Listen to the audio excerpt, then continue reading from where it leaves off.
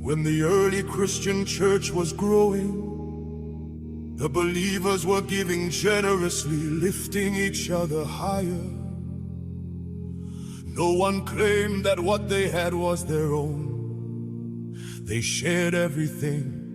No one stood alone.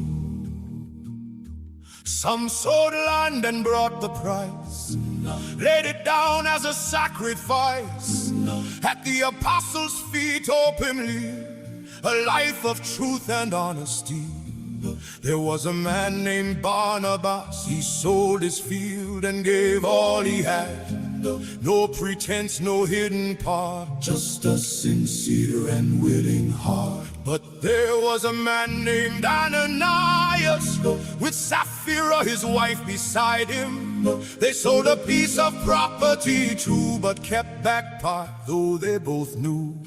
He brought some money, laid it down as if it were the full amount, wanting the honor, the same name, but hiding truth while playing the game. Then Peter said, Ananias, how is it that Satan has so filled your heart, that you have lied to the Holy Spirit and have kept for yourself some of the money you received for the land?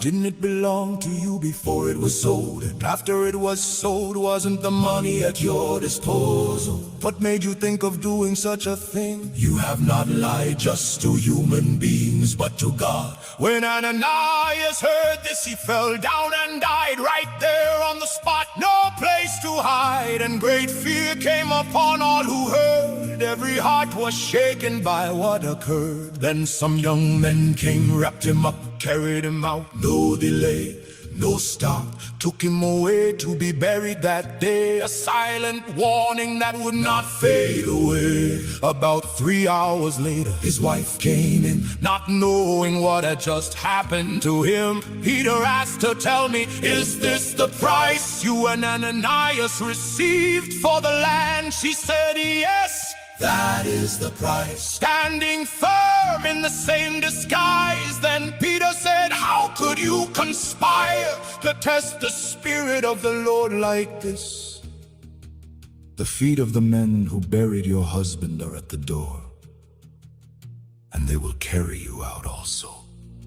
At that moment she fell down at his feet and died. No more time, no more disguise. Then the young men came in and, finding her dead, carried her out and buried her beside her husband, just as was said. And great fear seized the whole church and all who heard about these events. Not just a story, not just a sign, but a truth that stands through all of time. God sees the heart, not just the act. You can't cover truth or rewrite the fact. It wasn't about how much they gave, but the lie they chose and the face they made. Nothing in all creation is hidden from God. Everything is open, uncovered before His eyes, and we are all accountable to Him.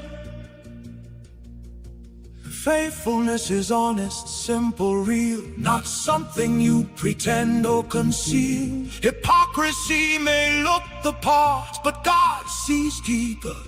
He reads the heart.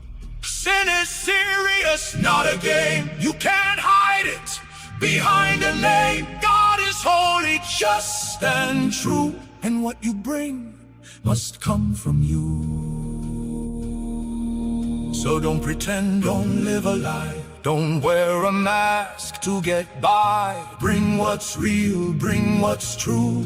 That's what God is asking from you. Walk in truth, even if it's small. Honest hearts, that's what He calls. You don't need to impress the crowd. Just stand before Him, real and bowed. Nothing hidden, nothing unknown. Every secret already shown. Walk in truth, don't live a lie. God sees all, don't wonder why. Nothing hidden, nothing hidden.